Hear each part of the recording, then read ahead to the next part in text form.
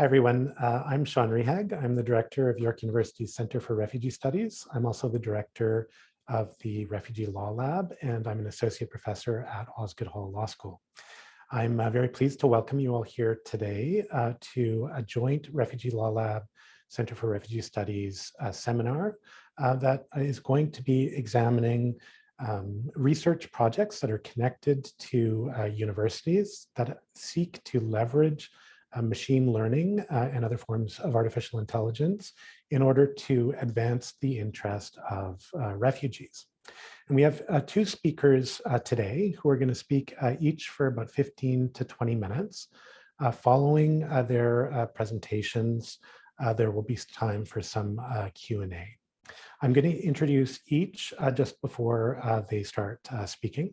So our first speaker today is Kirk Bansak, who is an assistant professor in the Department of Political Science at UC San Diego. He's also a faculty affiliate of the Immigration Policy Lab at Stanford University and ETH Zurich. His research focuses are in political methodology and political economy, with a special emphasis on immigration policy. He received his PhD in political science and his Master of Sciences in statistics from Stanford. He is one of the lead researchers connected to the Immigration Policy Lab's GeoMatch project, which is the project that he's going to be speaking with us about today. So Kirk, over to you. Great, thank you so much for that. Let me just make sure I can get my screen sharing working, and I'll have someone confirm they can see everything.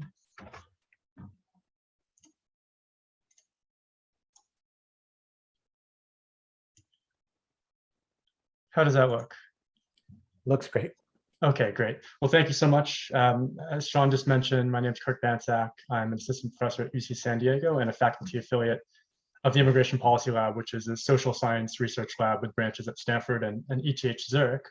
Just to give a bit of background on who IPL are, IPL has two goals. First is to build an evidence base of what types of policies and interventions work for immigrants in achieving different types of integration, economic integration, and well-being in general in their new countries, what really works for whom and why. And in addition to that, we are involved in trying to design new policies and programs to try to improve outcomes for newcomers. And the ways in which we do this include forging research partnerships with the actual bodies that are involved in building those policies and implementing them, so governments, agencies, and service providers. We also design experimental and quasi-experimental studies to try to understand the impact of existing programs. In addition to studying existing programs, we also try to co-design new interventions and try to test them. GeoMatch, which I'll talk about today, is one of the particular programs that falls into that bucket.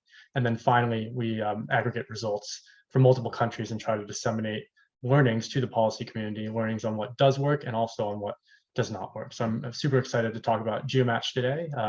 GeoMatch comprises a handful of different researchers within IPL.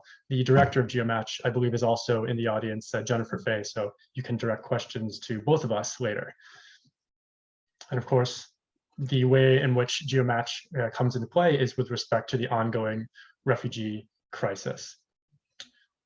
So one of the great things about resettlement programs in many countries, including the US and Canada, is that one of their goals is to help actually assist refugees and asylum seekers in achieving economic self-sufficiency in their new countries, in addition to trying to receive and place them.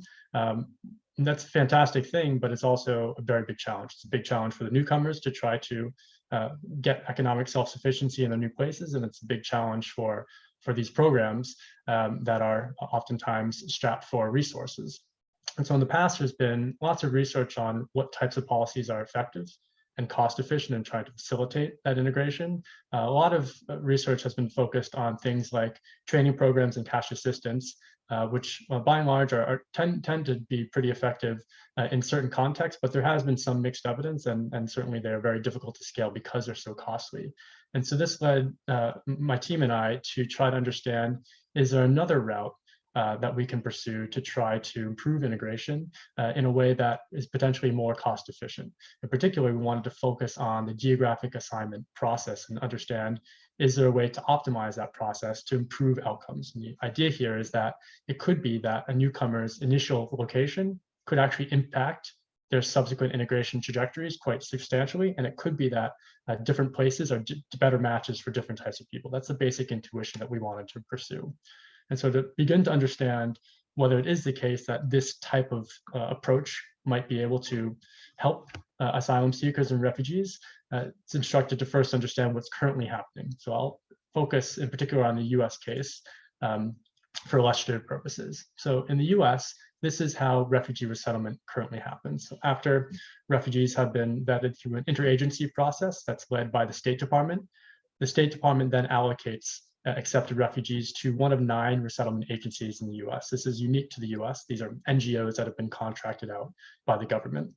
And each of these agencies has networks of locations that they can then send and resettle refugees into.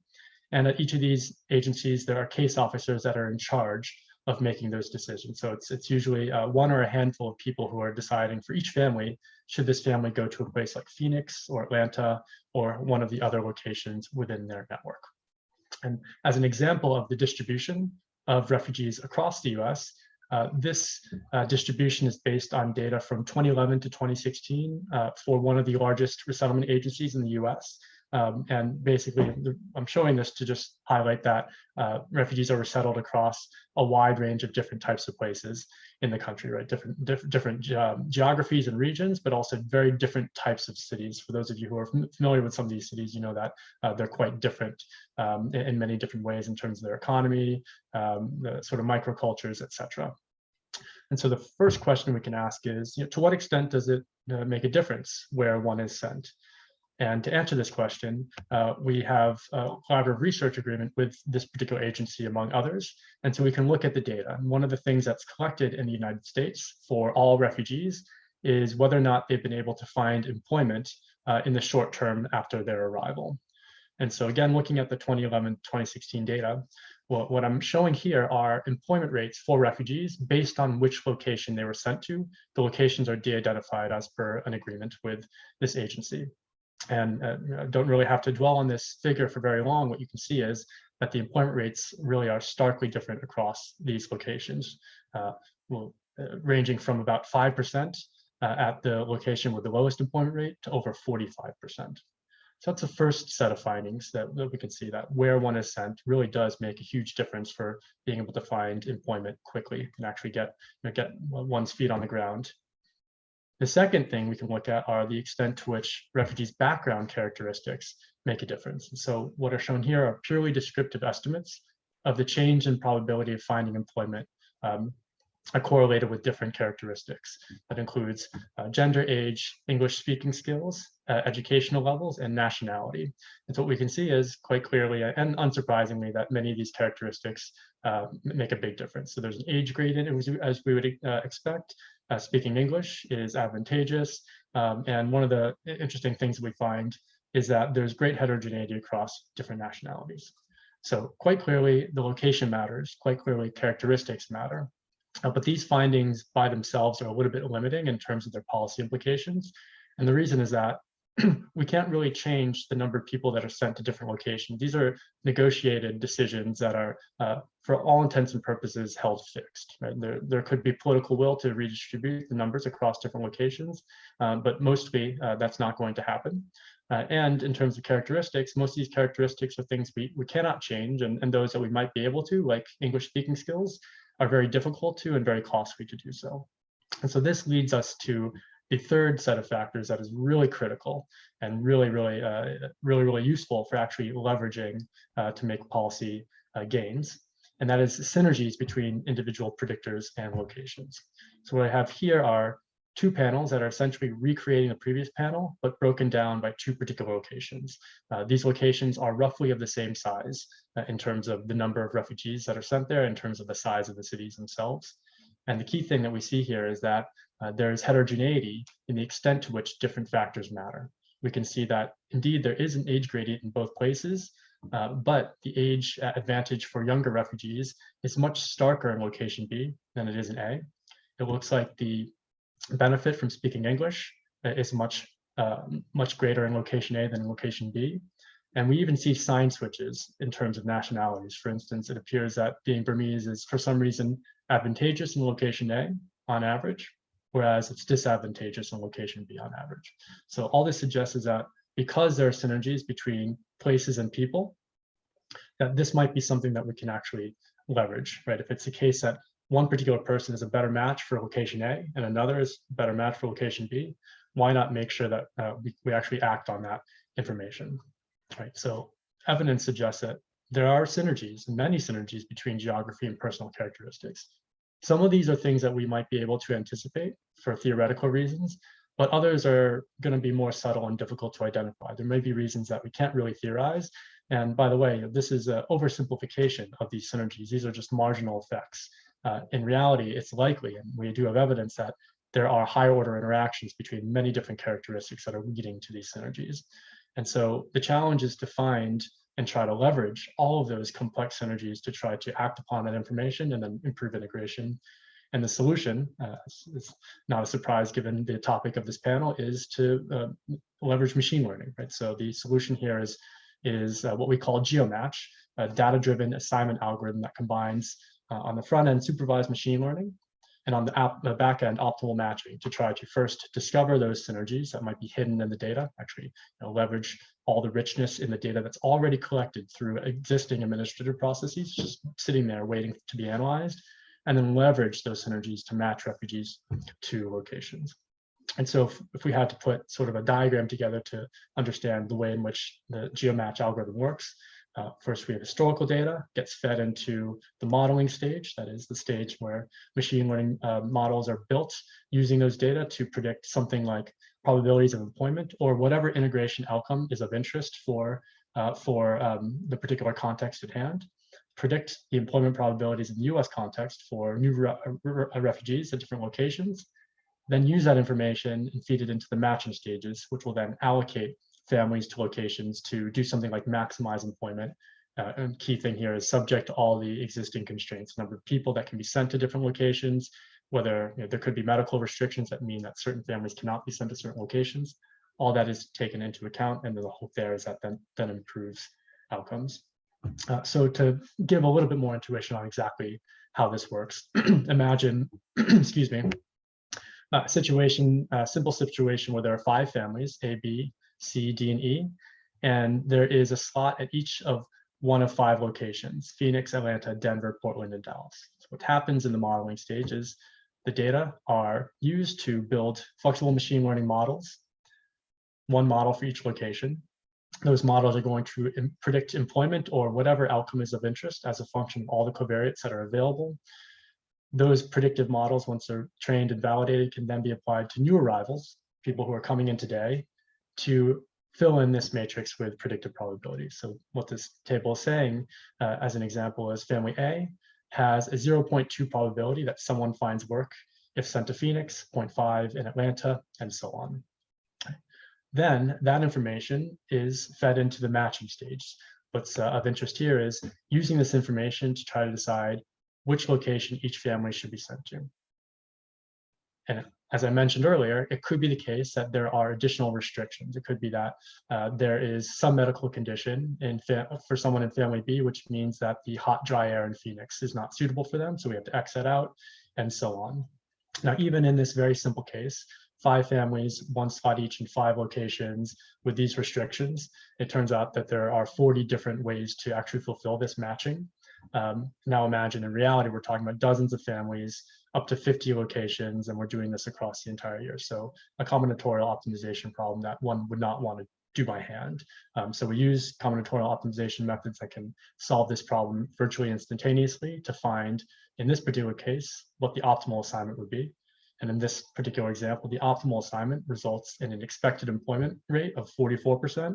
Whereas if one got unlucky and we're just kind of randomly assigning or assigning based on non-data driven heuristics, could result in the most suboptimal allocation of 24% employment, or obviously anything in between. So there are potentially huge gains on the table.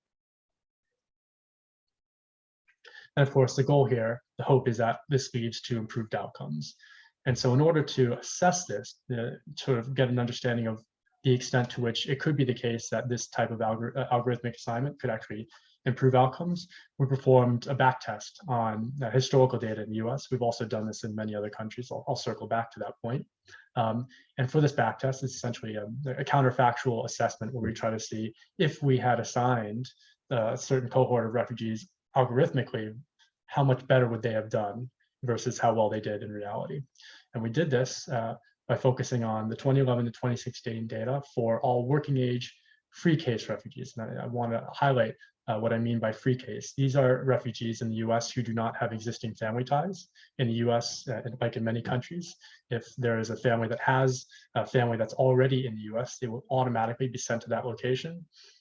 It's only the free case refugees, those who do not have family and hence can be assigned anywhere, that are in scope for GeoMatch. So we're not proposing that that people who would have been sent to their family be sent elsewhere. We're focused on people who do not yet have family. So we're focused on free case working age refugees. And the way in which we performed this backtest was to try to mimic real world implementation to the extent possible. That is, we split the data temporally using all the data from January 2011 up to July 2016 as the training data. And then the 2016 Q3 cohort, this is just the most recent cohort of data that we had at the time, is our test data. So we're essentially pretending like it's July 2016 and we have a cohort of refugees that we need to assign. We have the historical data. We can use those historical data to train and validate our machine learning models, and then use those models, apply them to this cohort, to predict how well each of these families would do in different locations, and then based on that information, come up with counterfactual location assignments. Key thing here is that we also respected the real world location capacity constraints to make for a fair assessment. And what this allows is a comparison of the results from the actual assignment, the employment outcomes that this cohort actually experienced, to a counterfactual algorithmic assignment. How well could they have done had they been instead assigned algorithmically? A couple very quick notes on the machine learning methods and practices we used. We ended up using stochastic gradient boosted trees just because they performed extremely well with the data of the different methods that we tried. It followed best practices. Happy to talk about any of this during the Q&A. For those of you who are familiar with calibration plots, this calibration plot for boosted trees just outperforming the other methods that we tested. Again, happy to talk about this during Q&A. But here are the results. So what we found for this 2016 Q3 cohort, and very similar results for other cohorts, is that the actual employment rate experienced by this cohort was about 34%, whereas algorithmically, we estimate what could have been achieved is over a 45% employment rate. So very sizable gains, not only in absolute terms, but certainly in relative terms as well. Another thing we can do is look at the empirical CDFs for these distributions. So the blue curve is the empirical CDF for the algorithmic assignment, the empirical CDF for the predicted probabilities, and the red curve is the eCDF for the actual assignment. So what we can do with this, for instance, is look at how well does the median refugee do under each of these different assignment procedures. The median refugee under the actual assignment has about a 0.25 probability of employment, whereas under algorithmic assignment, that median refugee jumps to over 0.5 probability. You can see that the blue curve is shifted over to the right across the entire distribution, demonstrating first order stochastic dominance of the algorithmic assignment. So as I mentioned, those are the results of just one backtest, and we have similar results for different time periods, different agencies in the US, different countries now as well, including Switzerland, Sweden, Netherlands, and Norway, focused on short and long-term outcomes in some of these other country contexts where there are other outcomes that are available and where we relax different constraints. One other very important result I want to highlight is that we wanted to make sure that the gains are not coming by really helping out one group, potentially at the expense or at the negligence of another group. And what we find is that the distribution of gains is obviously not perfectly even, but relatively even across key groups. So it's definitely in terms of fairness of the distribution of impact, a nice quality that we like to see. So I know I'm running out of time, so I just want to very briefly touch on a couple other things. So the nice thing about this type of approach, about GeoMatch, in addition to the efficacy, is that, as I mentioned, it's very cost efficient. The data that are needed for implementing this sort of thing already exists in lots of different countries, which makes it potentially scalable and actionable. The idea here is that it would be adaptive over time. So the machine learning models would continue to be retrained as more data continue to be collected over time. And what we found working in many country contexts is there are different modifications we can make to make sure that they actually are fitting the different contexts. But the road to implementation is not a matter of just running backtests. The gold standard, of course, for understanding impact is RCTs. And so that is something we're moving towards in a number of different contexts, including in the US, in the Netherlands, and we've already started running an RCT in Switzerland. So an experiment where certain asylum seekers are given recommendations that are generated by GeoMatch, and other assignments are generated randomly, which is in line with the status quo process. And then eventually, this RCT is ongoing, but eventually we'll be able to measure the impact by looking at the employment outcomes for those in the treatment or the algorithm arm versus those in the control arm. And we have a number of extensions and ongoing work that's focused on different methodological and theoretical ideas, including incorporating preferences in the eventuality or the potential that preferences will be taken into account in the future. And most countries are not taken into account, but if they were, we've worked on ways to combine preferences and outcomes to try to achieve both of those objectives. I've talked a little bit about fairness and impact. Work on dynamic assignment, where refugees or asylum seekers have to be assigned in a sequential manner rather than in large cohorts. Ideas on how to leverage some of these methods in economic migration programs by providing recommendations that individual migrants can decide to take advantage of if they'd like, and some other areas. So that's all I have. Thank you so much, and I look forward to everyone's questions and comments. Thank you very much, Kirk. I think we'll get some interesting questions about that fascinating project. So our next speaker is Michael Santi, who's a doctoral candidate at York University. He holds a master's degree in civil engineering from the Lausanne School of Engineering. He is the 2021 recipient of the Anthony Richmond Scholarship, which is a scholarship for graduate student research at the intersection of forced migration and environmental degradation. Among other things, his research aims to enhance water quality in forced migration contexts using artificial neural networks to generate chlorination targets for refugee and IDP settlements. He's going to be speaking to us today about one of the projects that he's been involved with, the Safe Water Optimization Tool. So Michael. Thanks so much, Sean. I'm just going to briefly share my screen quickly. All right, so thanks again, Sean, and I'm really excited to talk to you about how the Safe Water Optimization Tool project here at York University is working to leverage machine learning for keeping drinking water safe in displaced persons living in refugee and IDP settlements. And I think, maybe with the crowd, this might be a little bit preaching to the choir, but we know that the number of displaced persons worldwide is increasing really rapidly. This graph shows the total population of displaced persons from 1951 till now. And we're seeing that in the past decade, the total number has increased by a factor of more than 2.5 to an unprecedented 80 million people. This means that as of 2020, over 1% of the global population is displaced.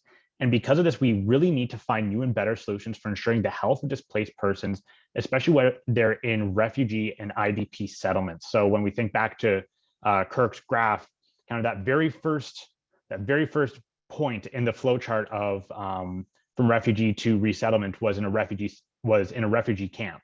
And so we're really focused on the SWOT project for improving the health of refugees when they're still in that refugee or internally displaced person camp setting.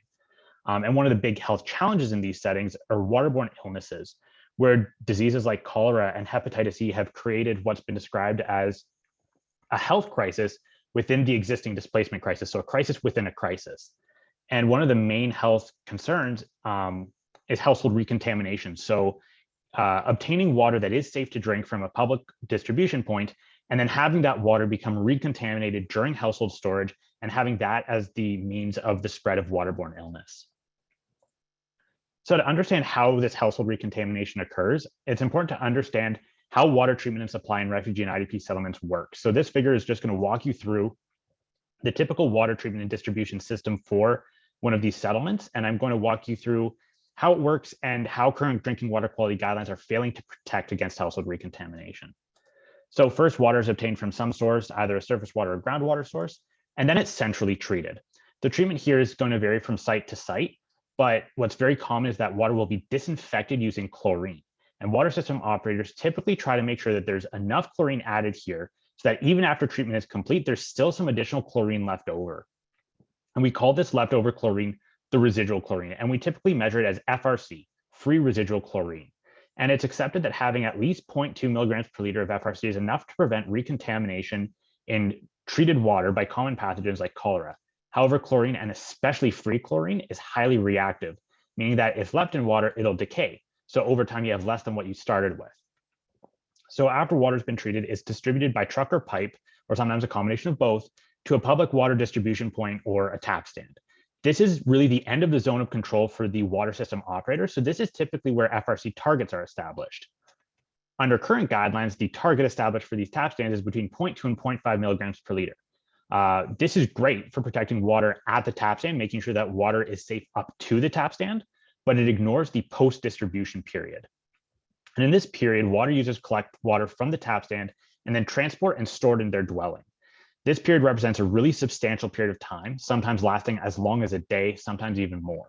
And during this period, FRC continues to decay. So when you think of those earlier guidelines, if we only provided the minimum FRC at the tap stand, there may not be enough FRC left by the time water is consumed, meaning that water that's stored in the household is now vulnerable to recontamination and the spread of waterborne pathogens. So if we want to keep drinking water safe against household recontamination, we need to make sure that there's enough FRC at the tap stand so that there's still that 0.2 milligrams per liter, that minimum value at the end of the post-distribution period when the last cup is consumed. However, this is a lot easier said than done, as FRC decay during the post-distribution period is highly uncertain and it's impacted by all sorts of factors ranging from contact between the water user and the water, the container type and storage method used, and even changes in ambient conditions like exposure to sunlight and temperature. And this need to generate better FRC targets that can account for all of this uncertainty and the challenges associated with accounting for that uncertainty in the targets was the impetus for the Safe Water Optimization Tool project. It was built in partnership between the Dahdaleh Institute for Global Health Research and MSF, as well as UNHCR. And it asks a really simple, but what I think is a powerful question.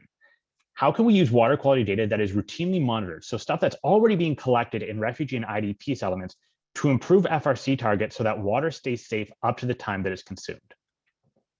So the goal of the SWOT project and the way that it works at a really conceptual level is instead of just providing enough protection at the tap stand and letting FRC decay through the post-distribution period, we collect data from the tap stand, use it to predict the FRC at the point of consumption, and from there work backwards to generate an FRC target for the tap stand that we predict will ensure that water remains safe at the household. And obviously, one of the big keys to this approach is developing a robust analytical methodology that can deal with that underlying uncertainty. And one of the ways that the SWOT addresses this, and the way that I've been most involved in the SWOT project, is through the use of artificial neural networks, which are a type of machine learning tool. So these models are great because they actually learn the underlying behavior of what's going on from the data. So we don't need to explicitly account for every little thing that happens in that post-distribution period. We can use observations taken at the tap stand and at the household and let the model account for all of the different behaviors that are happening without explicitly quantifying them. Additionally, we can combine many of these ANN models into what's called an ensemble, which is a type of probabilistic model. So instead of just getting a point prediction, we can understand the range of likely household FRC concentrations for a given tap stand target. So the figures on the right show the results of a recent study we did using ensembles of ANNs to generate FRC targets. I'm going to walk you through that process a little bit. So at the top, I'm showing the probabilistic forecasts. And just to briefly orient you, our x-axis here is the tap stand FRC concentration. So that's what the water system operator is making sure is available at the tap stand. And then on the y-axis is the household FRC. So what water users are consuming at the last cup. And then the X's show field measurements, and the yellow and red bits are showing the ensemble forecast. And we'll dig into that a little bit later. But I just want to briefly discuss one of the benefits is that here we have actually two different forecasts, because in this study, we actually performed a scenario analysis, which is a major benefit of the artificial neural networks approach. We can incorporate a lot of additional water quality variables that we can use to then slice the data to form different scenario analysis. So on the left, we use kind of average case water quality data. And on the right, we're actually showing a worst case scenario FRC decay forecast.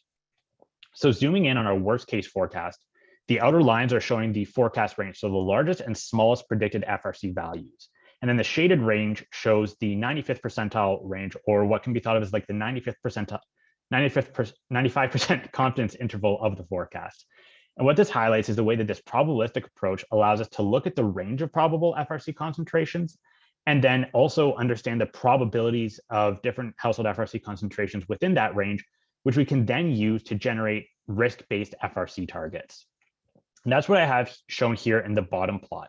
So from those probability forecasts, we can generate the predicted risk of having FRC below 0.2 milligrams per liter in the household, so below the required value to ensure household safety. And when we generated those targets, we can look at where these lines shown hit the x-axis, which shows a negligible predicted risk of unsafe drinking water at the household.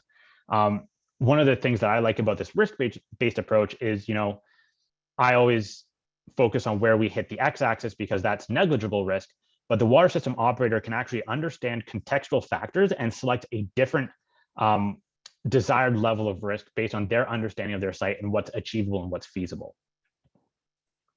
So looking at the two decay scenarios, the average case and the worst case, we can see that the model is currently recommending 0.6 to 0.9 milligrams per liter at the tap stand, which is already higher than the existing recommendations by current guidelines of 0.2 to 0.5 milligrams per liter. Additionally, if we look at what happens when we were to use the existing guidelines, which is shown between the furthest left point of the y-axis up to that dashed line, we see that depending on the scenario and depending on where within the existing guidelines you provide your FRC, we have a predicted risk of having insufficient household FRC between 40 and 80%. So in the worst case scenario, using existing guidelines would only provide adequate protection against recontamination in 1 out of 5 cases. So that's very concerning about the potential risk of spread of pathogens in the household. Another important extension of this ANN project is we can integrate with other analytical tools developed through the SWOT project. So the SWOT also has what's called the engineering optimization tool, which is a chemistry or process-based modeling approach that models FRC decay to come up with FRC targets. And for the same site that I'm showing here, the engineering optimization tool predicted a target of 0.64 milligrams per liter would be required, and then used an empirical back check and said, okay, using that target, we expect water to be safe 68% of the time, which means 30% of the time it's going to be unsafe. However, with the engineering optimization project, we can't really change that target probabilistically based on risk. However, with the ANNs, we can see that the worst case scenario actually predicts 32% risk of unsafe drinking water for that 0.64 milligram per liter target. So exactly predicting the empirical back check, but we can also move around on this x-axis to find where we can get to an acceptable level of risk. So that's one of the really big advantages of this ANN-based approach. Just to conclude some of the initial development work, this table shows the different FRC targets that we came up with for 4 different sites. There's 2 really important things I want to highlight here. First, the targets are varying a lot from site to site, highlighting that this is a really variable and dynamic problem that you can't address by assigning one blanket target for every single refugee camp, even though that's what current guidelines do. Additionally, at all but one site, the current recommendation of 0.2 to 0.5 milligrams per liter at the tap stand would not provide adequate protection at the point of consumption. So that's showing results using data collected between 2013 and 2015. Now I'd like to highlight the results of one of our first live field trials. So this trial was conducted in the Kutupalong Balakali extension site in Cox's Bazar. The overall site hosts, I think, up to 1 million Rohingya refugees from Myanmar. The specific subsite that we were looking at hosts a refugee population of 83,000 people with a very large water system operated by MSF and BRAC. There's 10 different water distribution networks drawing water from 14 boreholes, delivering it to 190 tap stands. So this is a massive water distribution system that you can understand would be very difficult to optimize on your own as a water system operator. So it was a really great opportunity to demonstrate what the SWOT can do. So here I'm showing the predicted risk of unsafe drinking water for various FRC targets from that Bangladesh site. And before I get into those targets, something that you'll notice is we've actually added an additional variable here. So we've got an additional line on this chart, and we included the variable for the time of collection, because it's a really important catch-all variable that provides a little bit that, without being explicit, can account for things like water handling behaviors between water collected in the morning and the afternoon, as well as changes in ambient environment that would be more difficult to address through things like capturing everything from sun exposure to temperature and all these other things. We can really easily wrap a lot of information up into this time of collection variable. So that's why we have 4 different lines here as opposed to the 2 from the previous studies.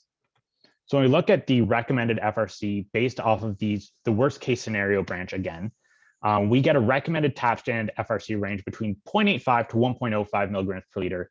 And again, this agreed really well with what we got out of our other tool, the engineering optimization tool.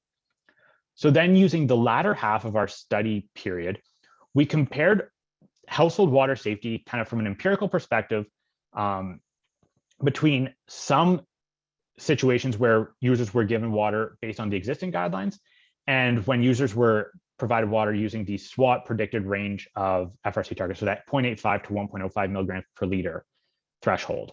And what we see here are a couple of really important things. The proportion of households having safe water increases from 42.5 to 90.2% using the SWOT range. So using the SWOT doubles the likelihood that people are going to actually have safe water at the time that it's consumed. And we even validated this using a chi-square test and shows that it is significant with a p-value below 0.01. So this is really important for us to demonstrate that these targets are not just something theoretically that's nice, but that when we actually implement them, they're having a concrete impact on improving water safety for displaced people. So reconnecting to our initial discussion of the increasing rates of human displacement and the need to safeguard the health of displaced persons, what we're finding here is that using the SWOT is leading to better chlorination guidance and better FRC targets. And this is leading to better protection at the household, which we believe will lead to less household recontamination and long-term less waterborne illness and better health for the increasing number of displaced persons worldwide. I would just like to wrap up by saying a big thank you to the whole SWOT team. As you can see here, it's a very big team that covers everything from analytics to working with great field partners to even designing, a really great website. I have to give huge props to our whole technology and design team for designing, a really brilliant website. And I'd also love to thank our R&D funders, MCERC, Grand Challenges Canada, ACMEA, HIF, ELRHA. And I just want to wrap by saying thank you. We're soon going to be launching the second version of the SWOT. So this gives on the right, this graphic shows you what our new and improved webpage will look like. So please feel free to reach out to us. Thank you so much, Michael. Another fascinating project. I think we're going to stop the recording now. Thanks. So we do that so that everyone will feel free to ask